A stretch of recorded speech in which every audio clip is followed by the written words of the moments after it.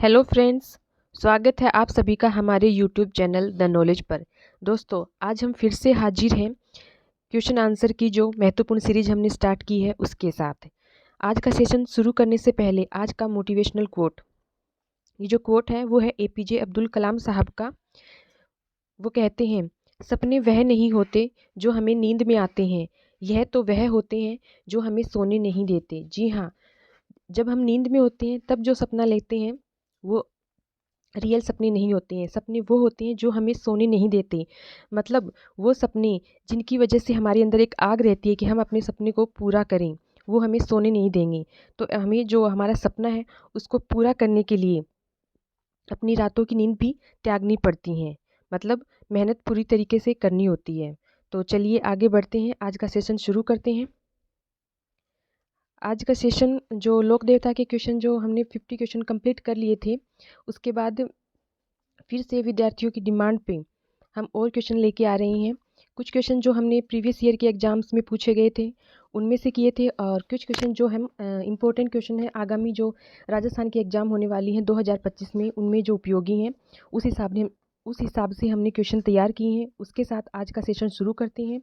और ये सेशन जो है वो आने वाली जो राजस्थान की एग्ज़ाम है उसके लिए बहुत इम्पोर्टेंट साबित होने वाला है, क्योंकि यहाँ पे हम क्वेश्चन के साथ में जो ऑप्शन होते हैं उनको भी एक्सप्लेन करते हैं। तो क्वेश्चन के साथ आपका जो टॉपिक है वो भी अच्छे से कवर अप हो जाता है। साथ ही आपको इसका आइडिया लगता है कि क्वेश्चन कैसे आएंगे, और आप अपनी जो जिन्होंने ये टॉपिक तैयार कर लिया है तो जब वो क्वेश्चन करेंगे तो उन्हें कॉन्फिडेंस आएगा कि उनका लेवल क्या है और वो अपना आकलन कर पाएंगे। तो चलिए आइए स्टार्ट करते हैं आज का सेशन। आज के सेशन का पहला क्वेश्चन है, पाबूजी का जन्म कहाँ हुआ? ऑप्शन है कोलूमंड फलोदी जोधपुर, बापणी जोधपुर, ददरेवा चूरू, खरनाल नागौर। तो चलिए आइए स्टार्ट करते हैं एक एक ऑप्शन को लेकर। पाबूजी का जन्म जो है वो कोल्लूमंड में हुआ। कोल्लूमंड कहाँ पे है? फलोदी में। फलोदी अभी तो एक नया ज़िला बन चुका है, लेकिन इससे पहले फलोदी जो है वो जोधपुर के अंडर में आता था। तो अभी जो क्वेश्चन आ रहे हैं, अभी जो एग्ज़ाम हुई है उसके हिसाब से नए ज़िलों के हिसाब से क्वेश्चन नहीं आ रहे हैं, पहले वाले ज़िलों के हिसाब से। लेकिन आगामी जो एग्ज़ाम है अगर उसमें नए ज़िलों के हिसाब से आई तो कोल्लूमंड जो है फलोदी ज़िले में हो गया, और पुराने ज़िलों के अकॉर्डिंग है तो कोल्लूमंड फलोदी जोधपुर में आ जाएगा। तो का जन्म जो है वो कोल्लूमंड जोधपुर में हुआ है। और फिर जो दूसरा ऑप्शन है बापणी, बापणी जोधपुर। ये बापणी जोधपुर जो है वो मेहाजी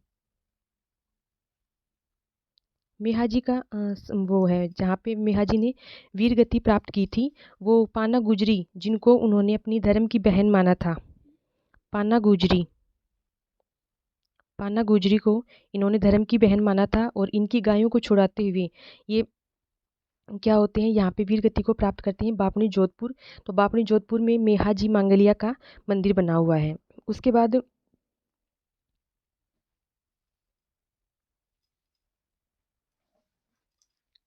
जो नेक्स्ट ऑप्शन देखते हैं वो है ददरेवा चूरू। ददरेवा चूरू जो है वो गोगा जी का जन्म स्थल है, और खरनाल नागौर जो है वो तेजा जी का। मतलब हमारा जो सवाल था वो था पाबूजी का जन्म कहाँ हुआ, तो वो तो हो जाएगा राइट आंसर ऑप्शन ए कोल्लूमंड में हुआ। और जो तीन ऑप्शन और हैं, बापणी, बापणी जो है वो मेहाजी से संबंधित है, मेहाजी से। ददरेवा चूरू यहाँ पे गोगा जी का जन्म हुआ था, और खरनाल नागौर में तेजा जी का जन्म हुआ था। अब आगे बढ़ते हैं नेक्स्ट क्वेश्चन की तरफ।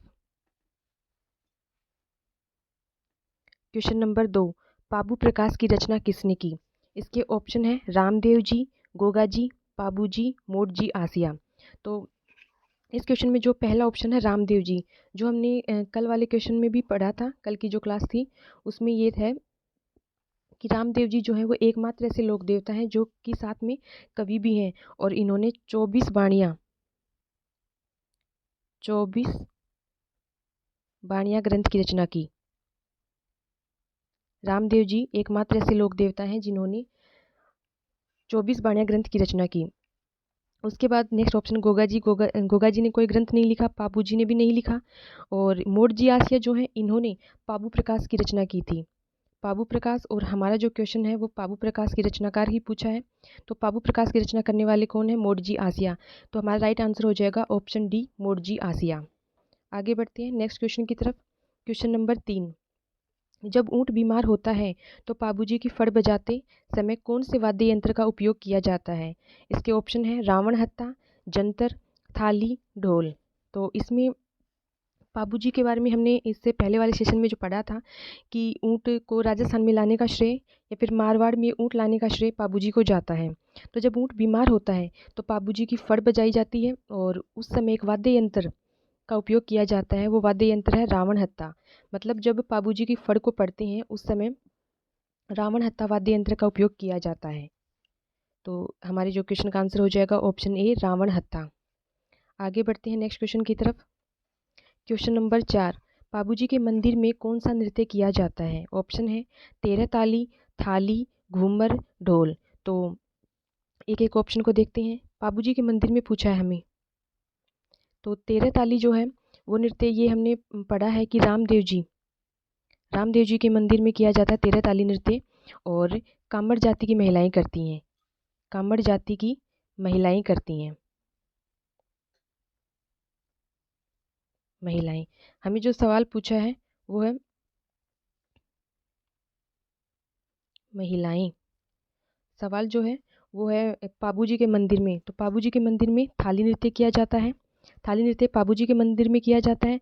उसके बाद है घूमर नृत्य। घूमर नृत्य जो है वो राजस्थान के नृत्यों का सिरमौर, राजस्थान के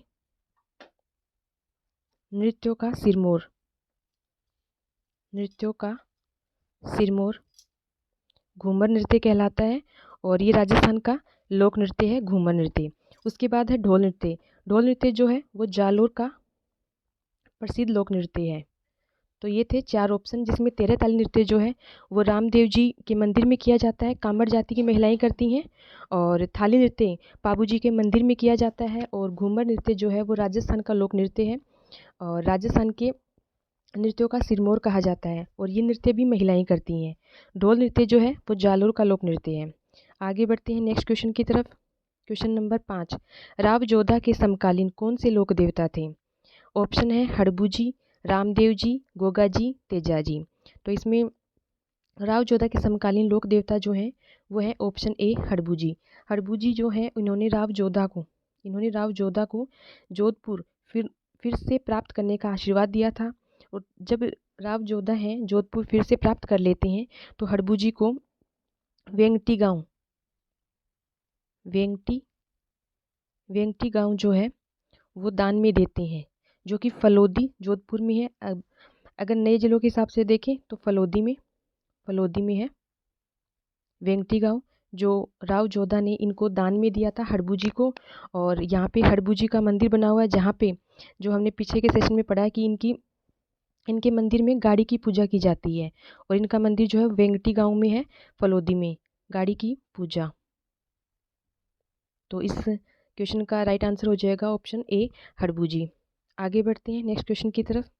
क्वेश्चन नंबर 6, यदि अभी तक आपने हमारे चैनल को सब्सक्राइब नहीं किया है तो सब्सक्राइब कर लीजिए, साथ ही बेल आइकन को प्रेस कर लीजिए। और आपको ये वीडियो कैसा लग रहा है आप हमें कमेंट सेक्शन में जाके कमेंट करके ज़रूर बताएं, और इस वीडियो को ज़्यादा से ज़्यादा दोस्तों को शेयर करें, लाइक करें, जिससे कि इसका लाभ सभी को मिल सके, क्योंकि ये क्वेश्चन जो है आने वाले राजस्थान के एग्ज़ाम के लिए बहुत ज़्यादा इंपॉर्टेंट है। और आप लाइक और शेयर करते रहिए, जिससे कि हमारा हौसला बढ़ता रहे। तो नेक्स्ट क्वेश्चन देखते हैं। क्वेश्चन नंबर 6, हड़बूजी का पुजारी कौन सी जाति का होता है? ऑप्शन है गुर्जर, भोपा, सांखला, नायक। तो हड़बूजी का जो पुजारी होता है वो होता है ऑप्शन सी सांखला जाति का। सांखला जाति का जो होता है पुजारी वो हड़बूजी का होता है।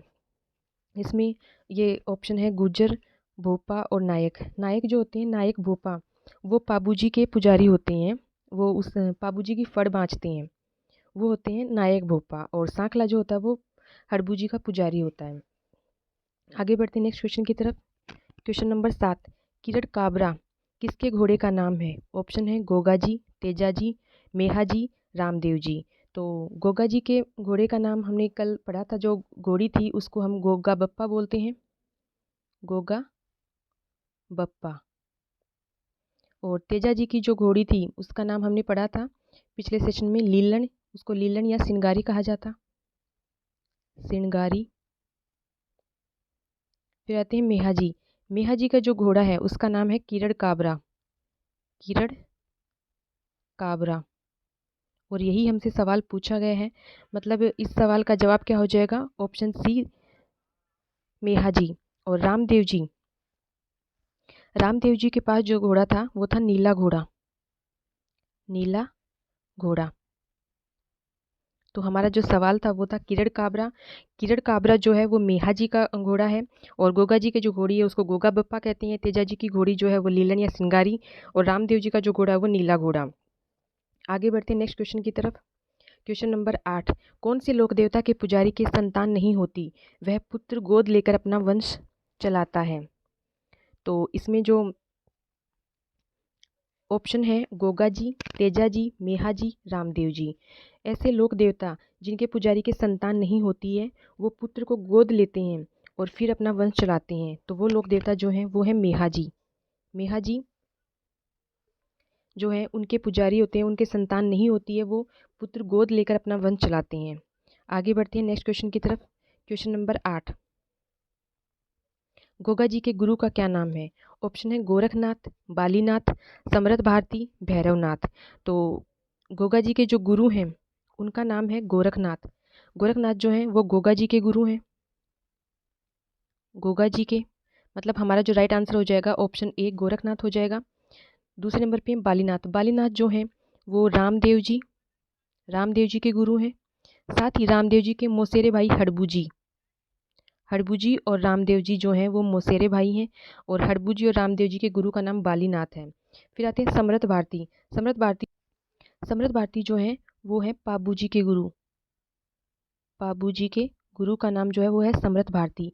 और भैरवनाथ जो है वो तल्लीनाथ जी जो हैं उनके गुरु हैं। तल्लीनाथ जी के गुरु का नाम भैरवनाथ जी है। तो हमसे जो पूछा गया था वो था गोगा जी के गुरु का क्या नाम है?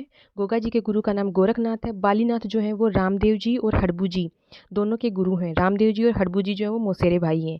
फिर है पाबू जी के गुरु जो हैं वो समरथ भारती हैं, और लोक देवता तल्लीनाथ जी के गुरु जो हैं वो भैरवनाथ जी हैं। आगे बढ़ते हैं नेक्स्ट क्वेश्चन की तरफ। Question question number 10। Goga ji के गीत क्या कहलाते हैं? ऑप्शन है छावली, ब्यावले, नेजा, भजन। तो गोगा जी के गीतों को क्या कहते हैं? इसका जो राइट आंसर हो जाएगा वो हो जाएगा ऑप्शन ए। गोगा जी के गीत हैं उन्हें छावली कहते हैं। फिर आगे देखते हैं जो ऑप्शन है ब्यावले। ब्यावले जो हैं रामदेव जी के भजन को कहा जाता है। रामदेव जी के भजन जो होते हैं, जो कि हमने पिछले सेशन में पढ़ा था, रामदेव जी के जो भजन हैं उनको ब्यावले कहा जाता है। उसके बाद है नेजा। नेजा जो होती है रामदेव जी की जो पंचरंगा ध्वजा होती है उसे कहते हैं रामदेव जी की पंचरंगा ध्वजा। रामदेव जी की पंचरंगा ध्वजा को नेजा कहते हैं। ध्वजा उसे नेजा कहते हैं। और भजन जो होते हैं, जो कि हम देवी देवताओं के आराधना के लिए जो गीत गाते हैं उन्हें भजन कहते हैं। तो हमारा जो सवाल था वो था गोगा जी के गीत क्या कहलाते हैं? गोगा जी के गीत को छावली कहते हैं।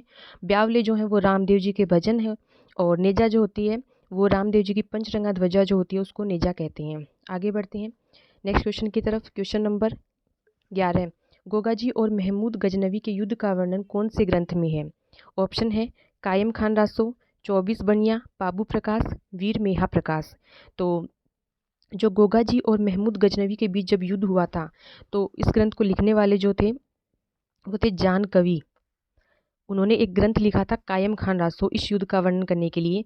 तो वो जो जिसमें गोगा जी और महमूद गजनवी के युद्ध का वर्णन है वो ग्रंथ है कायम Khan Raso. Option A right answer हो जाएगा, जिसको जान कवि ने लिखा।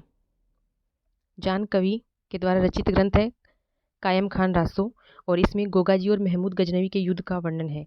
महमूद गजनवी ने गोगा जी को जाहर पीर मतलब जिंदा पीर कहा था।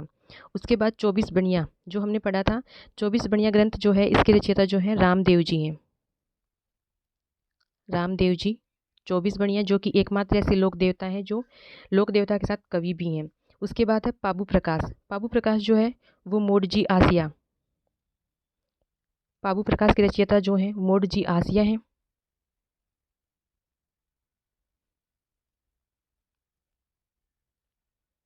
मोडजी आसिया इन्होंने पाबू प्रकाश की।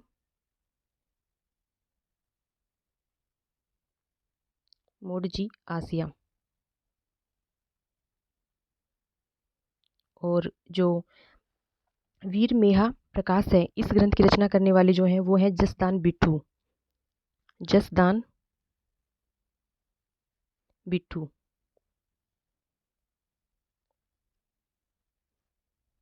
तो हमारा जो सवाल था वो था गोगाजी और महमूद गजनवी, इनके युद्ध का वर्णन कौन से ग्रंथ में है? तो इनके युद्ध का वर्णन कायम खान रासों में है और जिसके रचयिता जान कवि हैं। फिर है 24 बनिया, ये ग्रंथ रामदेव जी ने लिखा। पाबू प्रकाश ग्रंथ जो है वो मोड़जी आसिया ने लिखा। और वीर मेहा प्रकाश ग्रंथ जो है वो जसदान बिट्ठू ने लिखा। आगे बढ़ते हैं नेक्स्ट क्वेश्चन की तरफ। क्वेश्चन नंबर 12, कौन से लोक देवता के मंदिर के आगे बिस्मिल्लाह शब्द लिखा हुआ है? तो ऑप्शन जो है वो रामदेव जी, गोगा जी, तेजा जी और पाबू जी। बिस्मिल्लाह शब्द जो लिखा हुआ है, तो गोगा जी का जो मंदिर है उसके मंदिर के आगे बिस्मिल्लाह शब्द लिखा हुआ है। गोगा जी का जो मंदिर है वो मस्जिद नुमा है और उसमें उस मंदिर के आगे बिस्मिल्लाह लिखा हुआ है। तो इस क्वेश्चन का आंसर हो जाएगा option B, Goga ji. Next question की तरफ बढ़ते हैं। Question number 13। क्वेश्चन नंबर 13 जो है वो है मारवाड़ का कुंभ कौन से मेले को कहा जाता है? ऑप्शन है रामदेव जी का मेला, गोगा जी का मेला, तेजा जी का मेला और पाबू जी का मेला। तो इस क्वेश्चन का आंसर हो जाएगा ऑप्शन ए, रामदेव जी का मेला। रामदेव जी का मेला जो है उसको मारवाड़ का कुंभ कहा जाता है। और रामदेव जी का मेला जो है वो भाद्रपद महीने में शुक्ल द्वितीया को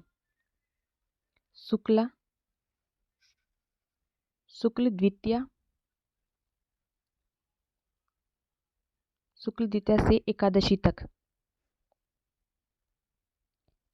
तक भरता है। रामदेव जी का मेला जो है वो भाद्रपद में शुक्ल द्वितीया से एकादशी तक भरता है और उसे मारवाड़ का कुंभ कहते हैं। तो ये था इस क्वेश्चन का answer, option A, Ramdev ji का मेला। आगे बढ़ते हैं नेक्स्ट क्वेश्चन की तरफ। क्वेश्चन नंबर 14, रामदेव जी की फड़ का वाचन कौन करता है?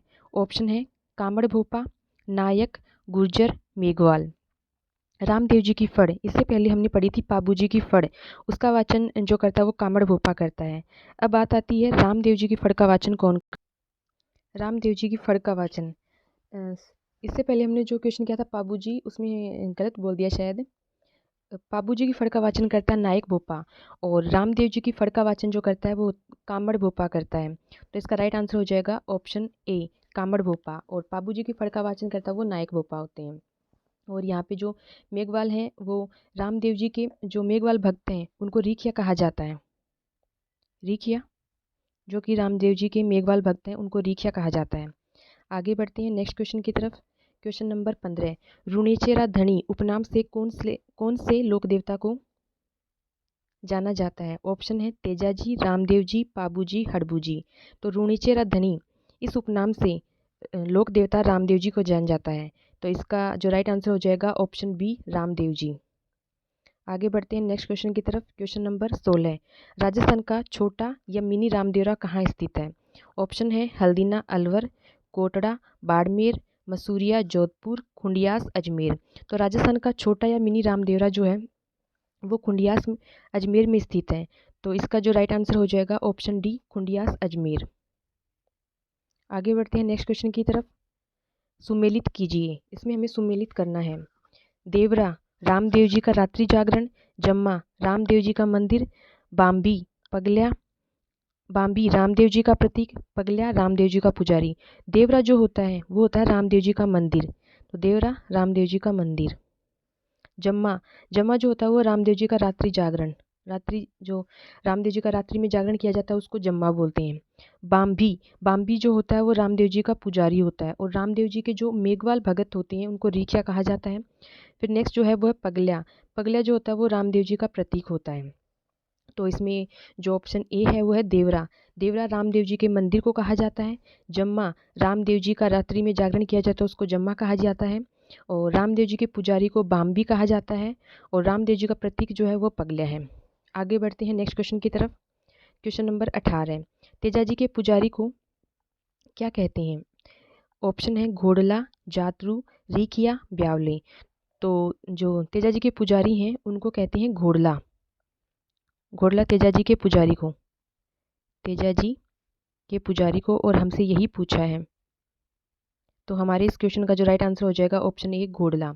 उसके बाद है जातरू जो होते हैं वो रामदेव जी के जो भगत होते हैं उन्हें कहते हैं जातरू। रामदेव जी के भगत, रामदेव जी के भगत। उसके बाद है रीखिया। रीखिया जो होते हैं रामदेव जी के मेघवाल जाति के भगत, रामदेव जी के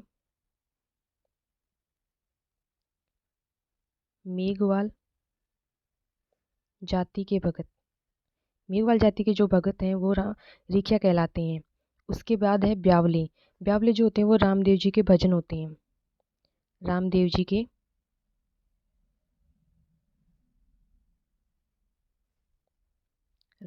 के भजन। तो हमसे पूछा गया है इस क्वेश्चन में वो है तेजाजी के पुजारी को क्या कहते हैं। तेजाजी के पुजारी को कहते हैं घोड़ला। उसके बाद जो नेक्स्ट ऑप्शन है वो है जातरू। जातरू रामदेव जी के भगत को जातरू कहते हैं। रीखिया रामदेव जी के जो मेघवाल भगत हैं उनको बोलते हैं रीखिया। और ब्यावले रामदेव जी के भजनों को ब्यावले बोलते हैं। आगे बढ़ते हैं नेक्स्ट क्वेश्चन की तरफ। आपको अगर हमारा ये वीडियो पसंद आ रहा है, जानकारी अच्छी लग रही है, तो आप हमें इस वीडियो को लाइक कर दीजिए और ज़्यादा से ज़्यादा दोस्तों को शेयर कर दीजिए। अगला जो क्वेश्चन है वो क्वेश्चन नंबर 19। धोलिया वीरा यक और काला बाला के देवता के उपनाम से कौन से लोक देवता को जाना जाता है। ऑप्शन जो है वो है पाबूजी, गोगा जी, रामदेव जी, तेजा जी। इसमें जो पाबूजी हैं उनको मारवाड़ में ऊँट लाने का श्रेय दिया जाता है। और गोगा जी हैं सर्परक्षक देवता हैं। रामदेव जी जो हैं वो सांप्रदायिक सद्भाव के देवता हैं। और तेजा जी जो हैं इन्हें कहा जाता है धोलिया वीरा और काला बाला के देवता। काला बाला के देवता, काला बाला के देवता और धोलिया वीरा, तेजा जी को कहा जाता है धोलिया वीरा। पाबूजी हैं, इन ऊँट की रुग्णता को दूर करने के लिए पाबूजी की पूजा की जाती है। और ये ऊँट को मारवाड़ में ऊँट लाने का श्रेय पाबूजी को जाता है, ऊँट लाने का श्रेय जाता है। इन्हें लक्ष्मण का अवतार माना जाता है। गोगा जी जो है सर्परक्षक देवता के रूप में पूजे जाते हैं, सर्परक्षक। और रामदेव जी जो है वो सांप्रदायिक सद्भाव के, सांप्रदायिक सद्भाव के जो देवता हैं वो है रामदेव जी, सद्भाव के जो लोक देवता हैं वो है रामदेव जी। तो धोलिया वीरा और काला बाला के देवता के उपनाम से तेजाजी को जाना जाता है। तो इस क्वेश्चन का जो राइट आंसर हो जाएगा ऑप्शन डी, तेजाजी। आगे बढ़ते हैं नेक्स्ट क्वेश्चन की तरफ। Question number 20। तेजाजी के निधन का समाचार किसके द्वारा पहुंचाया गया। ऑप्शन है संदेशवाहक के द्वारा, सैनिक द्वारा, घोड़ी लीलन द्वारा, लाछा गुजरी के द्वारा। तो तेजाजी का जब निधन हुआ था इसका समाचार जो है वो उनकी घोड़ी लीलन या फिर सिंगारी उसके द्वारा पहुंचाया गया। तो इसका जो राइट आंसर हो जाएगा ऑप्शन सी, घोड़ी लीलन द्वारा। और तेजाजी जब वीरगति को प्राप्त हुए थे तब वो लाछा गुजरी की गायों को छुड़ाने गए थे। लाछा गुजरी की गायों को छुड़ाते वक्त वीरगति को प्राप्त होते हैं और उनके निधन का समाचार जो है वो उनकी घोड़ी जो है लीलन वो लेके आती है। तो इस क्वेश्चन का राइट आंसर हो जाएगा ऑप्शन सी, घोड़ी लीलन द्वारा। आगे बढ़ते हैं नेक्स्ट क्वेश्चन की तरफ। Question number 21। इनमें से किसका संबंध तेजाजी से नहीं है। ऑप्शन है सुरसुरा, किशनगढ़ अजमेर, बंसी दुगारी या बांसी दुगारी बूंदी, परबतसर नागौर, ददरेवा चूरू। इसमें हमें बताना है कि तेजाजी का संबंध इनमें से किससे नहीं है। तो सबसे पहला ऑप्शन जो है वो है सुरसुरा, किशनगढ़ अजमेर। यहाँ पे तेजाजी का निधन हुआ था, यहाँ पे इनका निधन हुआ था तो ये तेजाजी से संबंधित हो गए।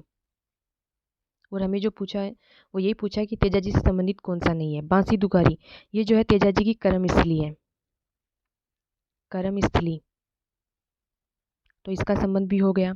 फिर है परबतसर नागौर। परबतसर नागौर में तेजाजी का पशु मेला भरता है, पशु मेला परबतसर नागौर में, जो कि राजस्थान में आय की दृष्टि से सबसे बड़ा मेला है।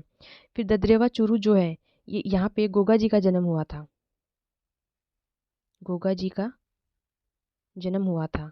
और हमसे जो इस क्वेश्चन में पूछा है वो यही पूछा है कि तेजाजी से संबंध किसका नहीं है। तो सुरसुरा, किशनगढ़ अजमेर इसका संबंध है क्योंकि यहाँ पर तेजाजी का निधन हुआ था। और बंसी दुगारी बूंदी ये तेजाजी की कर्मस्थली है। परबतसर नागौर यहाँ पे तेजाजी का पशु मेला भरता है। और जो डी है वो है गोगा जी का जन्म, जहाँ पे गोगा जी का जन्म हुआ था ददरेवा चूरू में। तो ये ऑप्शन डी इसका राइट आंसर हो जाएगा, ऑप्शन डी। इसका संबंध तेजाजी से ना होकर गोगा जी से है। आगे बढ़ते हैं नेक्स्ट क्वेश्चन की तरफ। Question number 22। देवनारायण जी के बारे में इनमें से कौन सा कथन सही नहीं है? ऑप्शन है देवनारायण जी की फड़ सबसे लंबी है, उनके घोड़े का नाम लीलागर था, इनके ऊपर फिल्म बन चुकी है, इनका जन्म जयपुर में हुआ। देवनारायण जी की फड़ जो है वो सबसे लंबी है, वो ये जो है सही है, और हमसे जो पूछा है वो ये पूछा है कि सही नहीं है। देवनारायण जी की फड़ जो है वो 25 हाथ लंबी है, 25 हाथ लंबी है, जो कि सबसे लंबी है और सबसे छोटी है। सबसे छोटी मतलब 2 गुणा 2 सबसे छोटी, 2x2 की है, सबसे छोटी फड़ है और सबसे लंबी है 25 हाथ की। उसके बाद है उनके घोड़े का नाम लीलागर था, तो ये भी सही है। तीसरा ऑप्शन जो है वो है इनके ऊपर फिल्म बन चुकी है। जी हाँ, देवनारायण जी के ऊपर फिल्म बन चुकी है, मतलब A, B, C तीनों कथन सही हैं। चौथा कथन जो है इनका जन्म जयपुर में हुआ, तो इनका जन्म जो है देवनारायण जी का आसींद भीलवाड़ा में हुआ। जन्म आसींद भीलवाड़ा में हुआ था, भीलवाड़ा में हुआ था। तो ये जो कथन हो जाएगा वो गलत हो जाएगा। तो इसका जो इस क्वेश्चन का जो राइट आंसर हो जाएगा ऑप्शन डी होगा। इनका जन्म जयपुर में हुआ, इनका जन्म जयपुर में ना होकर आसीन भीलवाड़ा में हुआ। ये इस तरीके के जो क्वेश्चन है वो आजकल के जो एग्ज़ाम है उसके पैटर्न के हिसाब से इस तरह के क्वेश्चन पूछे जाते हैं। और इस तरह के क्वेश्चन का जो मतलब होता है वो सिर्फ यही होता है कि आप जिस टॉपिक पढ़ रही हैं आपको उस टॉपिक के बारे में पूरी जानकारी है। मतलब अगर आपने देवनारायण जी को पढ़ा है तो आप उनके बारे में जो महत्वपूर्ण जानकारी है वो आपको पता है। ऐसे क्वेश्चन पूछने का यही मकसद होता है। तो इसका जो राइट आंसर हो जाएगा ऑप्शन डी हो जाएगा। आगे बढ़ते हैं नेक्स्ट क्वेश्चन की तरफ। Question number 23। इनमें से किसका संबंध देवनारायण जी से नहीं है? ऑप्शन है देवमाली, ब्यावर, अजमेर। अभी ब्यावर जो है नया जिला बन चुका है, लेकिन पहले के हिसाब से अगर क्वेश्चन पूछे जाते हैं तो ब्यावर अजमेर में आता है। उसके बाद देव जी की डूंगरी चित्तौड़। तीसरा है देवधाम जोधपुरिया टोंक और दड़ावत आसिंद भीलवाड़ा। हमें पूछा ये है कि देवनारायण जी का संबंध इनमें से किससे नहीं है? तो देवमाली जो है यहाँ पे देवनारायण जी का निर्वाण, मतलब इनको मोक्ष की प्राप्ति हुई थी, यहाँ पे देवनारायण जी का निर्वाण हुआ था, तो ये देवनारायण जी से संबंधित हो गई। उसके बाद देव जी की डूंगरी, देव जी की डूंगरी जो है यहाँ पे देवनारायण जी का मंदिर है और इस मंदिर का निर्माण राणा सांगा ने करवाया, सांगा ने करवाया।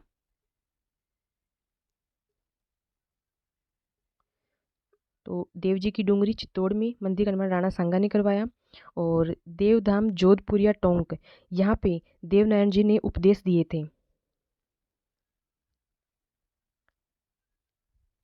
देवनारायण जी ने उपदेश दिए थे। चौथा ऑप्शन जो है वो है दड़ावत आसीन भीलवाड़ा, तो ये भी देवनारायण जी से संबंधित है, आसीन भीलवाड़ा में इनका जन्म हुआ था। तो हमें जो पूछा है वो ये पूछा है कि इनमें से किसका संबंध नहीं है, लेकिन इन चारों का संबंध है देवनारायण जी से। देवमाली जो है वहाँ पे इनका निर्वाण हुआ था, देव जी की डूंगरी यहाँ पर इनका मंदिर है जो राणा सांगा ने बनवाया, और देवधाम जो है वो यहाँ पे उन्होंने उपदेश दिए थे, और दड़ावत जो है यहाँ पे इनका जन्म हुआ था। तो अगर इसमें एक और ऑप्शन ऐड कर लिया जाए, अगर ई, जैसे कि ब्यावर, ब्यावर ना लेकर ददरेवा चूरू, ददरेवा चूरू ले लिया जाए, तो इसका जो राइट आंसर हो जाएगा ऑप्शन ई हो जाएगा, ददरेवा चूरू, क्योंकि ये गोगा जी से संबंधित है। और इस सवाल में जो पूछा है वो है कि देवनारायण जी का संबंध किससे नहीं है। तो चार ऑप्शन जो हैं उन चारों का संबंध जो है देवनारायण जी से है, लेकिन पांचवा ऑप्शन ददरेवा चूरू, इसका संबंध गोगा जी से है। आगे बढ़ते हैं नेक्स्ट क्वेश्चन की तरफ। Question number 24। गांगदेव राठौड़ कौन से लोक देवता के बचपन का नाम था? ऑप्शन है रामदेव जी, हड़बू जी, पाबू जी, तलेनाथ जी। तो गांगदेव राठौड़ जो हैं वो लोक देवता तल्लीनाथ जी के बचपन का नाम था। तो इस क्वेश्चन का जो राइट आंसर हो जाएगा वो हो जाएगा ऑप्शन डी, तल्लीनाथ जी के बचपन का नाम गांगदेव राठौड़। आगे बढ़ते हैं नेक्स्ट क्वेश्चन की तरफ। Question number 25। क्वेश्चन नंबर 25 आज का लास्ट क्वेश्चन है। क्वेश्चन है मारवाड़ में सर्वप्रथम ऊँट लाने का श्रेय कौन से लोक देवता को दिया जाता है? ऑप्शन है रामदेव जी, हड़बू जी, पाबू जी, मल्लीनाथ जी।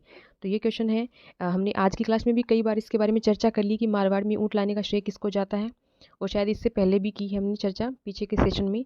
तो मारवाड़ में ऊँट लाने का श्रेय पाबू जी को जाता है। तो ये थे आज के 25 क्वेश्चन। आपको ये क्लास कैसी लगी कमेंट करके ज़रूर बताएं, और आपके इन 25 क्वेश्चन में से कितने क्वेश्चन राइट हुए हैं ये भी आप कमेंट करके बताएं, और वीडियो को ज़्यादा से ज़्यादा दोस्तों को शेयर करिए। Thank you, have a nice day.